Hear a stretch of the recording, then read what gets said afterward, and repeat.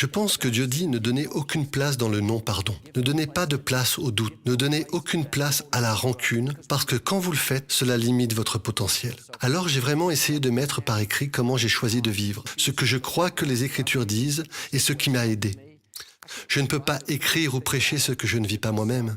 Et je me rends compte simplement que dans ma propre vie, nous tous, nous pouvons vivre inquiets. Nous pouvons tous trouver une raison d'être négatif ou une raison pour être en colère. Mais si vous laissez tomber cela, eh bien cela revient en grande partie à faire confiance à Dieu. Cela signifie que je vais faire confiance à Dieu pour mener mes batailles. Quelqu'un m'a fait du tort, je vais faire confiance à Dieu pour être mon défenseur. Je pourrais vivre aujourd'hui inquiet, effrayé. Qu'est-ce que je vais faire? Ou je peux le vivre dans la foi. Dieu, je te fais confiance. Je pense que tu travailles dans ma vie. Prenez cette décision en prêtant attention aussi à comment et pour qui vous utilisez votre temps et votre énergie et décidez de vivre dans ce lieu de paix. Donc, dans votre vie, vous avez eu un grand événement. Vers la trentaine, vous avez reçu le bâtiment, le Compaq Center. Dans votre livre, vous parlez de la façon dont vous avez vécu des moments agités durant cette période. Le Joel Osteen de 50 ans a-t-il quelques conseils pour le Joel Osteen de 30 ans? Qu'est-ce que vous avez vécu à l'époque qui vous a mené à écrire beaucoup de choses dans ce livre?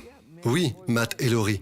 Eh bien, quand nous avons remporté le vote du Compaq Center, du conseil municipal, c'était une très belle victoire. Mais une entreprise a intenté une action en justice pour essayer de nous empêcher d'emménager. Et donc, pendant quelques années, j'avais dit à la congrégation que c'était la nôtre et que nous allions de l'avant. Et pourtant, ce procès est en place et nos avocats nous ont dit que nous ne savions pas avec certitude si nous gagnerions. Il y avait un combat juridique et pendant de nombreuses nuits, je me suis réveillé en disant « Tu sais quoi? Ça ne marchera pas. Qu'est-ce que tu vas faire? Comment vas-tu rendre tout l'argent? Tu vas avoir l'air d'un idiot. » J'ai donc eu toute cette période d'inquiétude. Je ne dis pas que je ne me suis pas beaucoup inquiété, j'ai fait de mon mieux. Mais maintenant, en y repensant, Matt et Laurie, vous savez que 2 ans plus tard, le procès a été gagné. Dieu nous a fait gagner le procès. Ce que je ne me disais pas il y a 20 ans, c'était « Joël, fais confiance à Dieu. Il est aux commandes.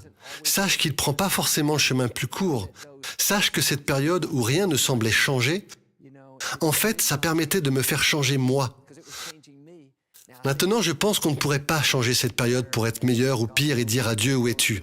Vous savez, heureusement que je me suis tourné vers Dieu et que j'ai dit « Dieu, je te fais confiance. Dieu, aide-moi à y croire. Je te remercie d'avoir mené nos batailles. » Cela m'a aidé à croire plus fort et comprendre que Dieu fait un travail en nous. Alors maintenant, j'ai appris à lui faire encore plus confiance. Dieu ne nous conduit pas toujours sur le chemin que nous pensons emprunter, mais il est maître de la situation. Alors on doit vider le doute, vider l'inquiétude.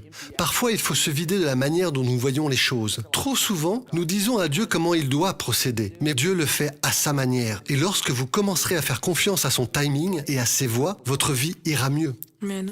Puisque nous allons bientôt faire la Thanksgiving, je pense que nous entrons, Joël, à l'époque où la chanson qui dit qu'un monde fatigué se réjouit. Je pense qu'un monde fatigué va commencer à se réjouir ici. Et je pense que ça devrait être aujourd'hui. Et je pense que Joël vient en grande partie d'un cœur reconnaissant. Et je pense que le moyen de vider le négatif peut commencer par compter nos bénédictions. Et à être reconnaissant pour les choses que nous avons. Je pense qu'il y a beaucoup de bouleversements dans le monde et il y a beaucoup de chaos, mais nous avons tellement de raisons de louer Dieu et de remercier Dieu. Quel rôle cela joue-t-il dans le fait de vider toutes les mauvaises choses? Je pense que c'est tellement important, Laurie. Tout dépend de votre point de vue. Vais-je me concentrer sur ce qui ne va pas? Rester figé, rester blessé, rester aigri, rester découragé?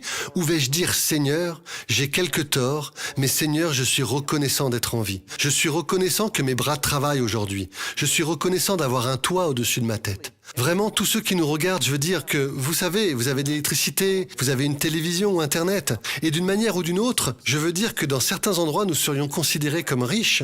Nous avons tous été dans des endroits dans le monde où c'est différent. Je pense donc que le simple fait de vivre dans cette attitude reconnaissante, et même si vous pensez que vous n'avez pas grand-chose, vous avez le salut. Dieu, je te remercie que tu m'as insufflé ta vie. La vie est ainsi, c'est une question de point de vue. Nous pouvons regarder soit ce qui est mal, ou nous pouvons remercier Dieu pour ce qui est bien. Nous pouvons regarder à ce que nous n'avons pas, ou nous pouvons remercier Dieu de ce que nous avons. Donc, je pense que chaque jour doit être vu comme un cadeau de Dieu. Alors, pourquoi ne choisissons-nous pas de dire « Dieu, je veux vivre ce jour présent, avec foi, et nous sommes reconnaissants pour ce jour. Je veux reconnaître que chaque bonne chose vient de toi, Seigneur. » Shalom, j'espère que vous avez aimé cette vidéo. Abonnez-vous pour ne pas rater nos programmes. Merci de faire partie de notre famille TBN. Que Dieu vous bénisse. Shalom de Jérusalem.